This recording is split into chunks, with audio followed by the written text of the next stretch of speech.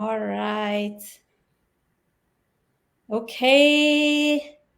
I think we are live.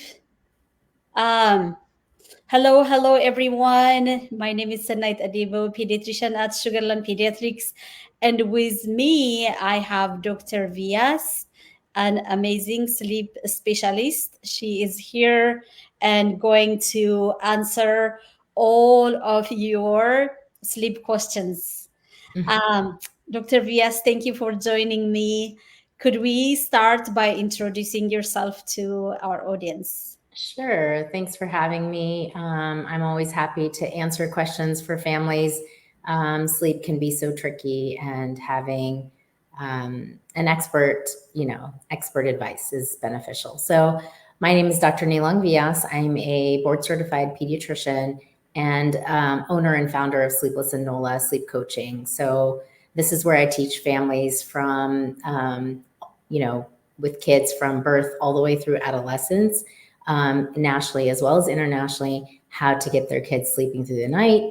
But I also work in a holistic manner to teach them how to have appropriate meal times with older kids' discipline, behavioral, and it's all behavioral modifications. There's no medication involved, and I teach parents how to get their kids sleeping through the night in a safe and effective, gentle manner. Okay, that's great. Excellent.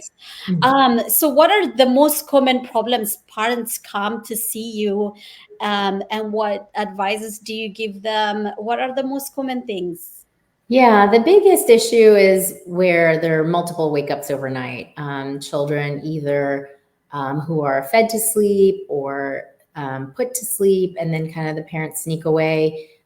Those children tend to wake up overnight, either looking for that bottle or breast again, or looking for the parent to resume, what they did to put them to sleep, resume that activity to help the child get back to sleep. So often most parents are contacting me because their children are having wake ups overnight, especially when parents think their child should no longer have those wake ups. So that's the biggest complaint that most families contact me because of, like, Right. nobody wants to wake up 3 or 4 or 5, 6 times overnight once you think it's time to go to sleep. So Right. that's the biggest complaint. And, of course, depending on age and the issue that's sort of creating those sleepless nights and, wake ups overnight, the solutions can be different.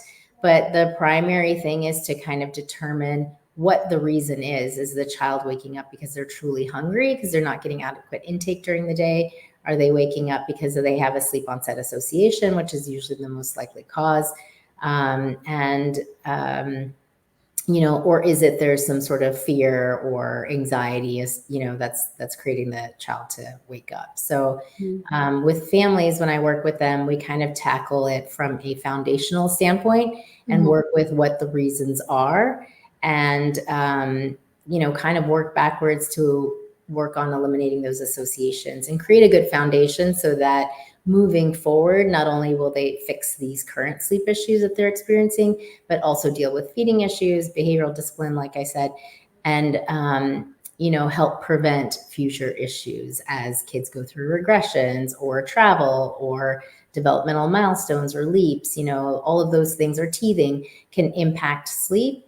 And so I sort of teach these parents what to do now and to help for future issues. Right. Very good. Excellent. What is a sleep association?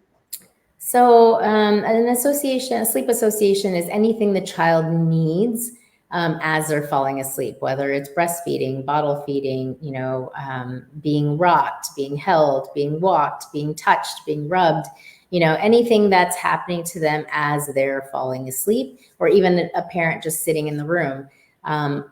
All of those things the child can start to associate with falling asleep.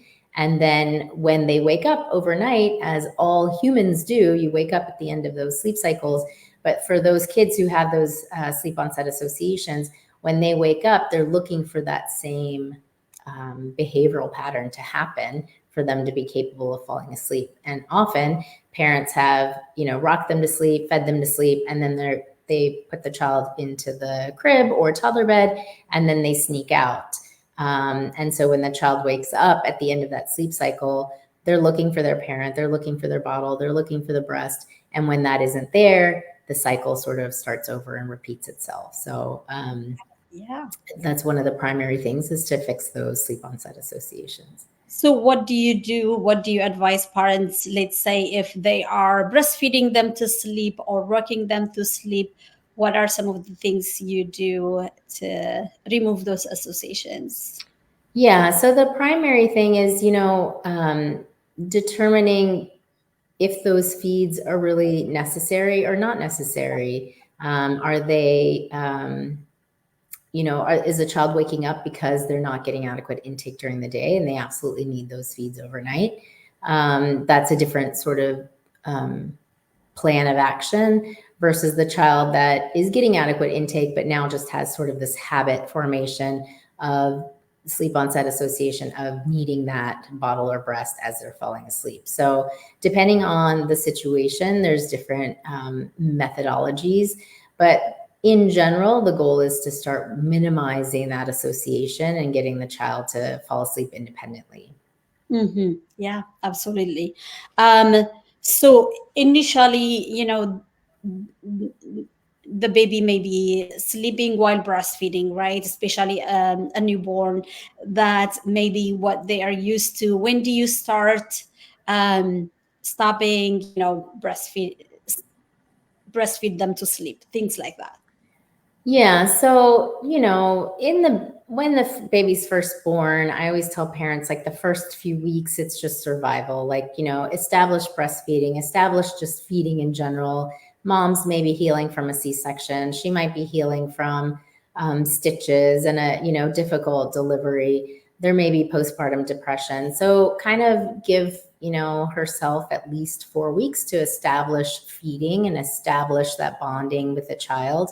But you can start, sleep training in itself has had a bad rap.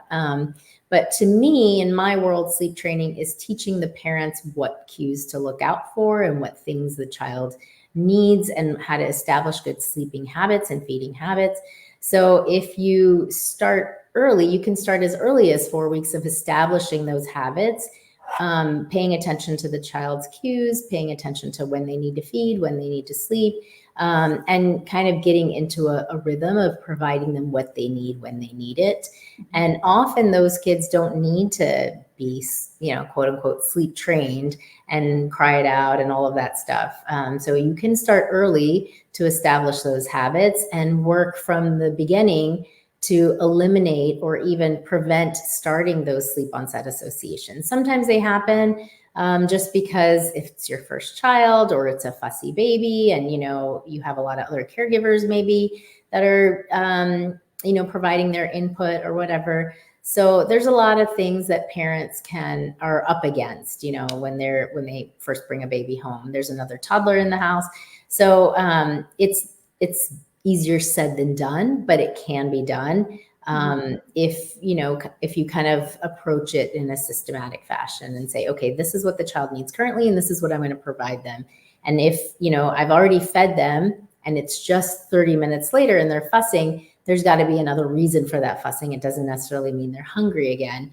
A lot of times with newborns, they're fussing because they're sleepy, and especially for moms who are breastfeeding, they're not sure if they were able to give enough breast milk. And so if the child starts to cry, they may say, well, maybe he didn't feed enough. I don't know. How much milk did I actually produce?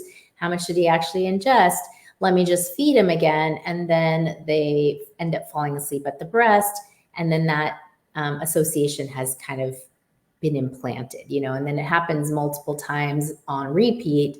And then the child just assumes, oh, I'm supposed to feed before I go to sleep because that's just how it happens. And that association sort of gets laid down. So, depending on how the association was created, what the association is, will determine how you undo it. But I think if parents know that from the get-go, that if you can try to eliminate or avoid creating the associations, then you have an easier time in the long run. But it's never too late to start. Doesn't matter how old your child is. And if you realize I do have these associations set up, there's always a way to undo them in a gentle way, without, there, you can always do cry it out, but there's also gentler ways if that's what you're interested in. Got it. It just takes a little bit longer and can be a little harder, but it's doable. Yeah, that's excellent. Those are really helpful key, tips for parents. So let's say a 1 month old is breastfed already and is crying 30 minutes later. It's clearly not hunger, especially if breastfeeding is established and mom has her supplies and all of that, right? So what would Right. you tell parents to, instead of giving the breast, what to do instead? So if it's been a good feeding, the feeding that happened 30 minutes before, if it was a good feeding, often it can just be a burp, so just repositioning the child, trying to burp, even if they've burped previously, or you realize, oh yeah, I didn't get a burp out when I tried after that feed, and now they're fussy. There's a possibility it could be a gas related issue. So trying to burp them, trying to reposition them, making sure that there isn't anything wrong, wet diaper, dirty diaper, too hot, too cold, just wanting to be repositioned. So going through all of that sort of checklist first before Mhm. just going ahead and putting them on the breast. Right. Yeah, that's a good point. So, is your recommendation to put the baby down while they're still awake to prevent those associations? Yes, it's the kind of golden rule, but it's harder said than done. Mhm. But yes, if you start early and you can establish that pattern of, feeding the child, having some little playtime or interaction time, and that playtime can just be the child interacting with its own environment, own fingers and hands and feet. It doesn't have to necessarily be a playful environment. It can just be them interacting with themselves.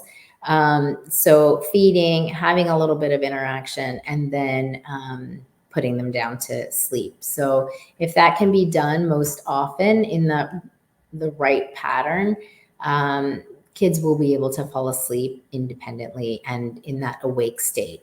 Often what happens is children get too overtired, and then they end up falling asleep at the breast or bottle or while being held, or at the changing table or Yeah, whatever else. Yeah. I know. So Yeah.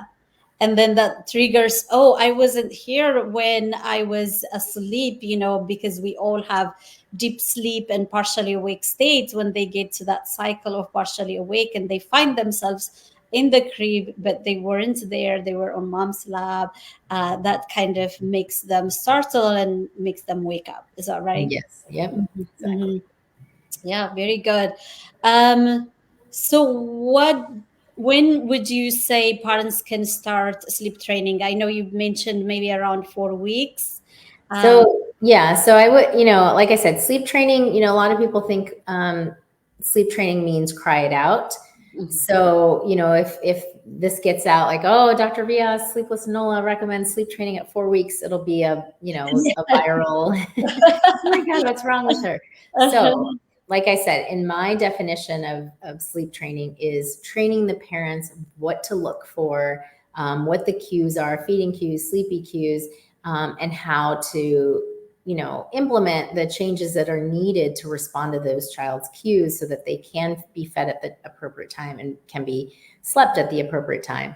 So sleep training in that sense can start, I usually say about 4 weeks of time where, you've given the mom an opportunity to um, heal a little bit, become more in tune with the baby. Breastfeeding is usually established by then. And so around 4 weeks is when you can start really paying attention to those cues and timeframes. But sleep training also to some people refers to when a child is capable of sleeping all the way through the night, like 12 hours through the night. So that can typically happen anywhere from 4 to 6 weeks, 4 to 6 months of age. So in that sense, sleep training of when the child's capable of sleeping all the way through the night can start around 4 or 6 months. So, the sleep patterns of newborns can be pretty irregular, erratic, but a lot of times there's a pattern to it. It's just a matter of tuning into that pattern for that specific child. So, that's the key, is to kind of guide parents on how to tune into that so that they're more mindful of whether the cry is a hunger cry or a sleepy cry or a I'm a wet, dirty cry or I have a burp cry, and responding in that way. Often parents are so exhausted that it's like any cry, especially if there's a toddler in the house that might be sleeping or other kids in the house or other things going on. The thought is, let me put them to the breast. They must be hungry. And that's also how a lot of those associations get created. Right. Yeah, that's a good point. So, would you recommend to put the baby down once they are feeling a little drowsy and sleepy, but not quite sleepy yet?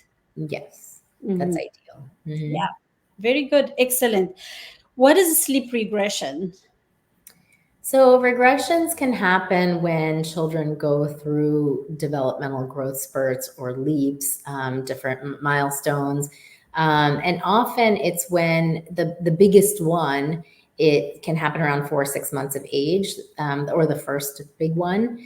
And it's typically because infants younger than that were falling asleep at the breast or bottle or being rocked, and then parents were able to put them into the crib and walk away, and the child would stay asleep. And they're like, I have the easiest angel baby. This is so awesome. I've got parenting down. And then that 4 or 6 month regression hits. And the regression is more so because the child becomes more aware of their environment and surroundings around that age. So their hearing improves, their vision improves, their sense of self and awareness improves. And so they're like, hey, what's going on here? This is different. I don't know that I like this. They get this feeling of uneasiness, that they're falling asleep in one place, waking up in another, and they start having, that sleep onset association really kind of sinks in for the child. And so when the parent isn't necessarily there when the child wakes up, after just 20 minutes or 30 minutes, parents, refer to it as a regression. It's a different, it's not continuing to move forward and having more longer stretches of sleep, but they're having shorter stretches of sleep. So they're regressing to an infant, like a newborn stage of sleep. So it's referred to a regression. But often those regressions happen because kids have that sleep onset association, and they don't know how to put themselves to sleep and don't know how to self-soothe. Right. Okay. Got it. Um, and so, what would you tell families who may be experiencing this? They can contact me. I will help them. No, so there's, you don't necessarily always need a full-on consultation. Sometimes it can be a quick fix that many pediatricians can guide families on. So, you know, it's just tricky because a lot of times parent, it becomes this like vicious cycle. They try to, fix one thing, but they're also, the children around that age are also growing and maybe feeding more. So it's hard to know if those feeds overnight are true feeds or if they're just habit feeds. So kind of really figuring that out is step one. And then telling parents to work towards decreasing and eliminating those sleep onset associations. Right. Okay. Cool. Very good. Um, so we have mentioned some things about crying out, and most families have mixed opinion about crying it out and things like that. So talk about that if you would. What Yeah. it is? What is your expert ideas?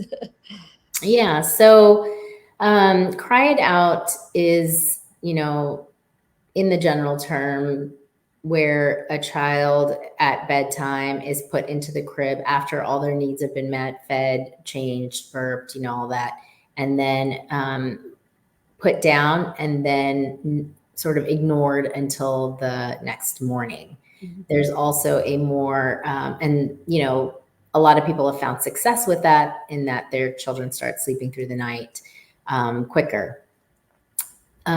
There's also a period where you can do graduated check-ins to kind of make sure that the child is okay during those periods of crying. The reason parents can sort of fail at it and say, okay, this is, I thought it was supposed to only be 15 minutes of crying, but it was an hour, hour and a half, 3 hours, and my kid was still crying. This doesn't feel right. And a lot of times parents sort of abort the process. So often that when there's like a failing of that process, it's typically because a good foundation hasn't been set, and there's uncertainty of, is the child really needing feeds overnight? Is there a reason that they're waking up besides comfort feeding or fear or wet diaper, dirty diaper? What's the true reason of why they're waking up? So kind of establishing and figuring that out can help eliminate the sort of regression that can happen with cried out and how it can go backwards or fail. So in my practice, a lot of families have reached out to me specifically because they want a different approach. They don't want to, as many tears.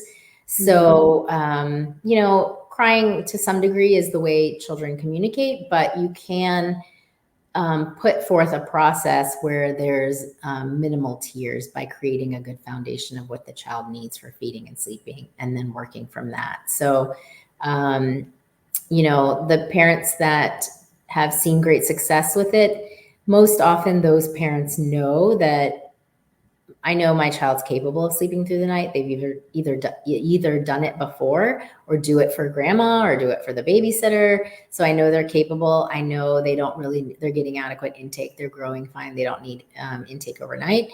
And those parents, can do okay with cry it out. The ones that tend to, like I said, not have as much success with it is when there's confusion about what the reason is of why they're waking up overnight. So Right.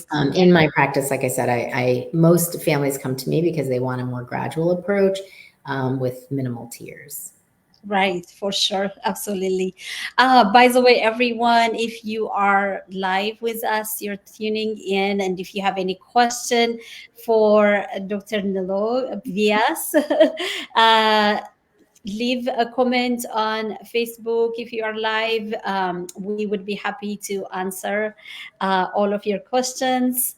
And Kyla is monitoring those comments for us. If you're joining live on Facebook, let us know where you're joining from. Let us know what questions you have. Make sure your questions are answered. So we look forward to hearing from you.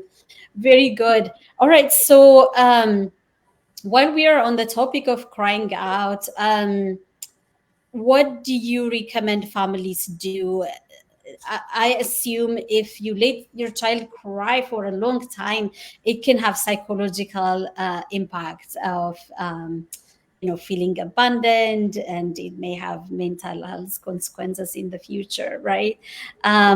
What is a practical and safer approach rather than just letting your child cry all the as long as it takes? Does that make sense? Yeah. So, I mean, plenty of studies have been done on this topic, and they've studied children at the time of, parents doing cry it out and afterwards, and then, multiple years afterwards, and they haven't seen any psychological damage. And the benefit of children sleeping all the way through the night as early as possible when they're capable of doing it has a lot more benefit than whatever potential negative impact may happen from the crying. And a lot of times, these kids are crying anyway, because the parents are putting them down, they're sneaking out, they're waking up with this sort of terrified, like, hey, where's my parent? And it takes them a long time to calm down, even though the parent, returns right away and may nurse them right away or feed them right away or hold them or rock them. But it can often take a child multiple minutes to calm down and settle down. And then that's happening multiple times a night. So if you add up all that crying, it can sometimes be a lot more than if you were to do a cry it out. So I just want to, not that I necessarily promote that with my families, but it is available if that they choose for a quicker approach. But like I said, most families come to me because they want a more gradual, fewer tiers approach. But I just want to put that out there for the families that do want to cry it out approach.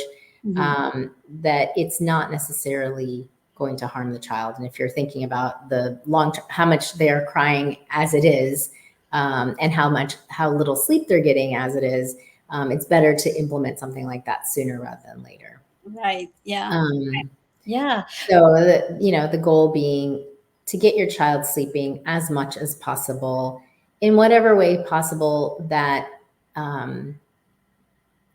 gives them what they need. Like, and that's why I keep talking about the foundational needs. Like, provide them what it is they need with feeding, with sleeping during the day, getting adequate calories, and making sure you're not setting up those associations. Then they're going to sleep the amount that they need. Now, most kids are not getting adequate amounts of sleep. A lot of times because parents don't want to deal with the fight of putting the child to sleep. Often there is a fight for kids who have sleep onset association. And so then parents end up dropping naps sooner than they're supposed to. And so then these kids are in a sleep deprivation state since infancy, and then that carries on, and then, forget about adolescence. So, and screen time and all of that. So I think the thing I want most parents to know is prioritize sleep and make sure, whatever way possible, whether it's talking to your pediatrician, talking to friends, family, or hiring a consultant that deals specifically with this, so that your child can get the most amount of sleep at the earliest age, starting at the earliest age as possible. And then if you're just hearing this now and your child is 3 or 4, don't feel like it's too late. It's never too late. We can work, for any age group to get them sleeping the way they should, so they can start catching up on that sleep. That's perfect. Very good. Thank you. That's super helpful.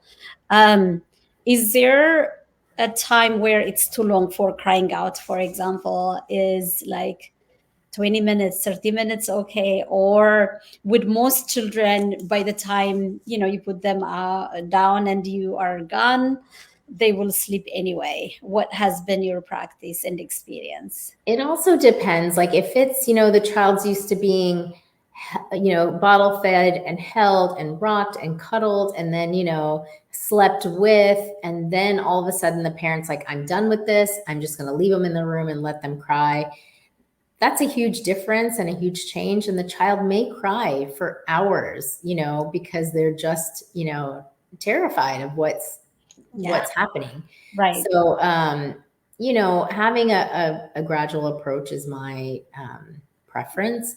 And, getting the child involved, regardless of how little they are, in the process, having a sleep routine, having sort of developing expectations of what should happen at bedtime and what triggers in their brain that it's time to go to sleep. So when there's a relaxing bath or a massage, bedtime, music routine, that's what signals to the brain for the infant or child that it's time to go to sleep. And then they can transition a lot easier.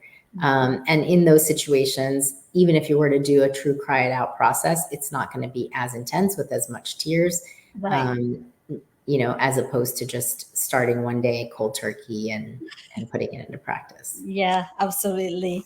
Would you recommend going back to the room? Let's say if the infant is sleeping in a different room after a certain time, as a gradual way of sleep training? Is that Yeah. the Yeah, approach? that's perfectly fine.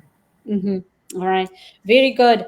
All right, so for new parents, that are expecting and maybe they are going to have a baby in a few weeks, what would you tell them to avoid any sleep issues and things like that? What would be your advice for new parents? I would tell them to get a good support system, whether it's family members, friends, neighbors, have people there to support them, whether it's through dropping off food, dropping off grocery items or diapers or, that sort of thing. Not trying to do it all yourself. It's impossible. Having a partner available to help with night times. A lot of moms who are breastfeeding feel like this has to all be on them. And it doesn't have to be, there can be like one pump session where dad feeds, or even one formula bottle, even with all the other breast milk bottles or breastfeeding, there can even still be one formula bottle to take some of the work off of mom.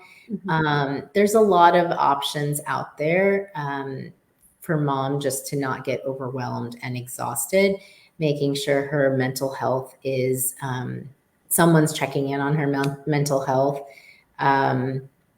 So in order to avoid exhaustion and fatigue. And then when that sort of builds up is when those sort of bad habits get put into place. And I don't think any parent says, I'm going to create sleep onset associations for my child. I don't want my child to sleep through the night when they're capable. Nobody gets pregnant knowing that that's what they're going to do. It just sort of happens. So, get rid of the guilt and say, even if you're at that position where that has happened, then say, I know that there's help. Don't be afraid to reach out for help. It's better to do it sooner and get that help so that you don't get into an overexhausted state. And you can enjoy the time with your infant. So, kind of take it easy. And there's with all the Instagram and Facebook and, all the stuff out there. A lot of parents can fall into the trap of, I've got to have the perfect nursery and the perfect baby and the perfect, everything. So just give yourself some grace, give yourself a break, and set up a good support system. Yeah. And reach out for help. Yeah, absolutely. Absolutely. Good. So let's move to teenagers and sleep issues. What are the most common issues you see in teenagers, and what are the common solutions? Yeah, so teenagers, the issue is their sleep cycle changes when they get into adolescence, and they tend to want to sleep a little later and wake up a little later. And a lot of schools start pretty early, and so and they tend to have a lot of homework, so they get behind on their sleep during the school year. So they try to make up that sleep on weekends and the summer. And then, add in all the social media and devices and all of that in the summer. And so they end up staying up even later and sleeping in a lot later. So their sleep cycles tend to be completely out of whack. And the sleep debt that they accrue during the school year may start to get diminished once summer starts, but then it usually swings in the opposite direction, because then they're getting even less sleep overnight because they stay up too late. So that's the biggest issue with adolescents, is not getting adequate sleep, not getting adequate numbers of sleep. Also, because they are older, they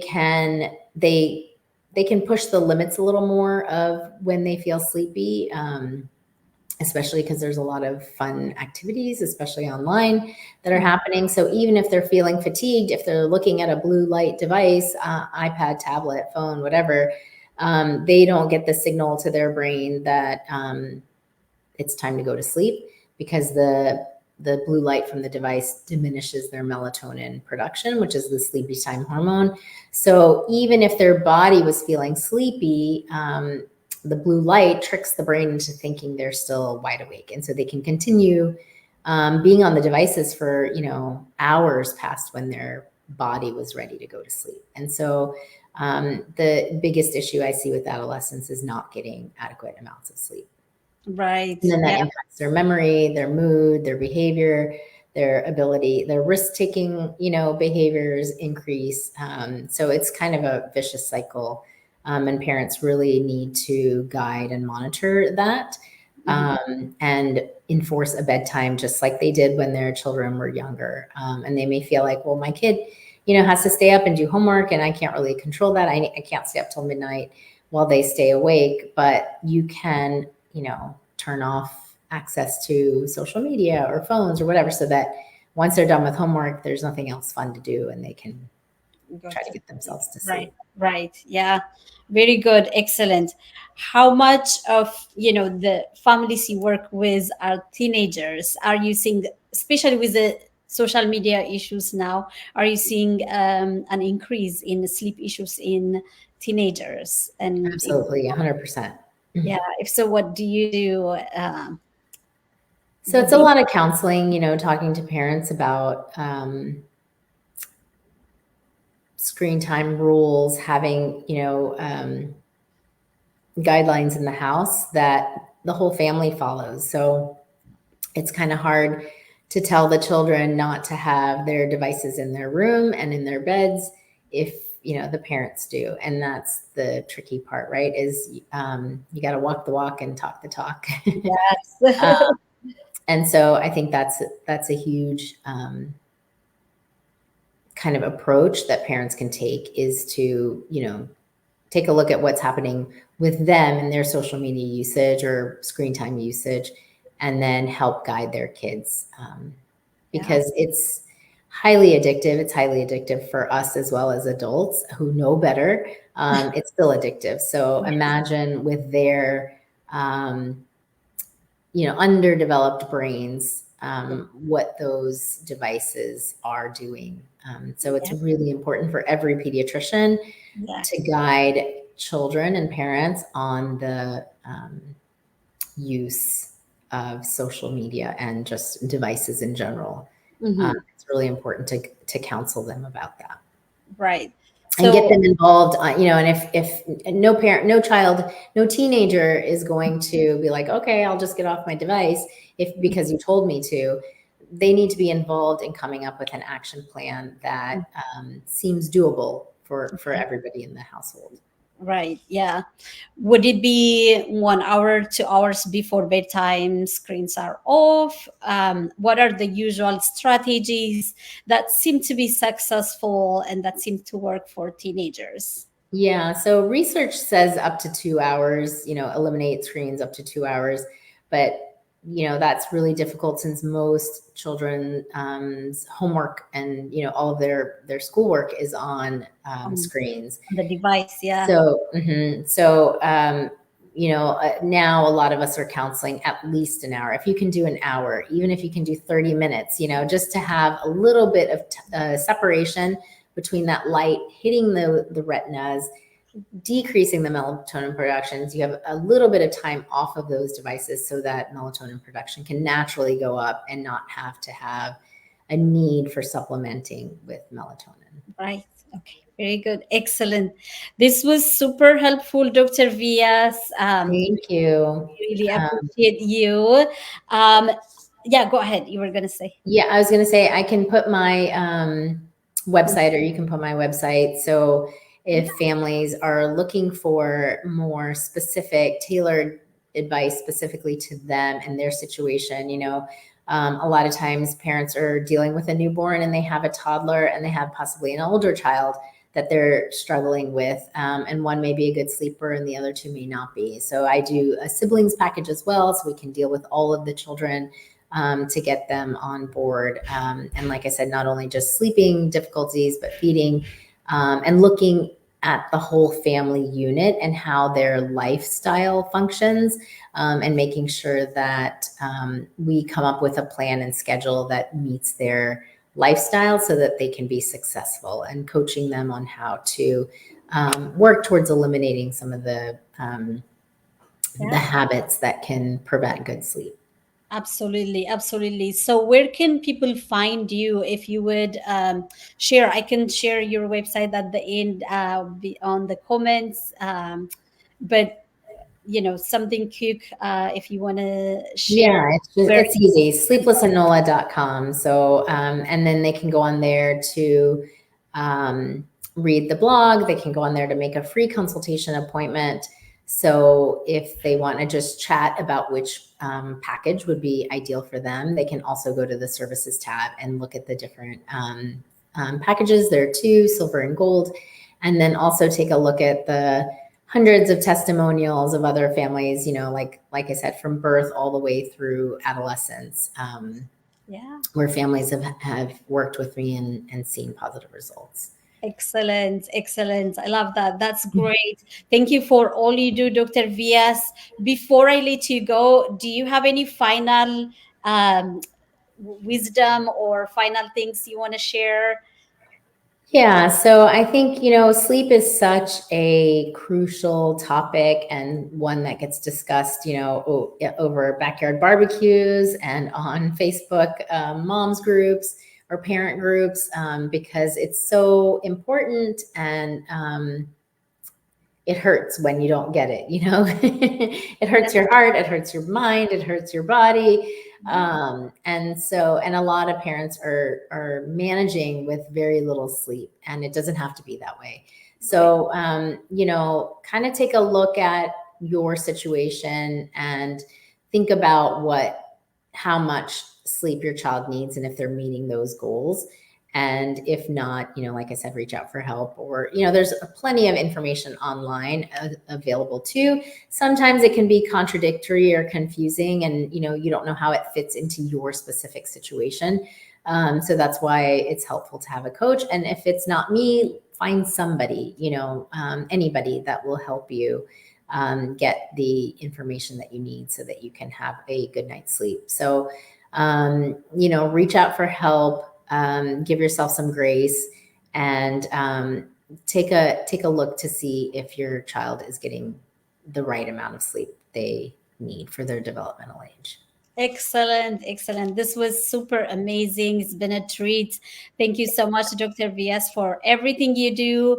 Everyone, if you would like a direct consultation or you want to get in touch with Dr. VS, reach out to her on her website, sleeplessnola.com. Sleepless in NOLA. Sleepless in NOLA. NOLA stands for New Orleans, Louisiana. It's a play on New Ah, Orleans. So, okay. yeah, that's Right. where the business was founded. Yes. So Okay. Sleepless in NOLA, kind of also play on Sleepless in Seattle. So, and Okay. I love that. That's then also fascinating. available, I'm on Instagram and Facebook and YouTube and all of that. So, And how can they find you on social media? Just your full name? it's Sleepless NOLA, Sleepless in NOLA. Sleepless in. Okay, Yeah. everywhere. Yeah. Okay, guys, everywhere. Website, social media, Sleepless in Nola. All right. Thank you, Dr. Vias. This was fun. We should do this again. Sure. All right. Take care. Okay. Bye. Bye.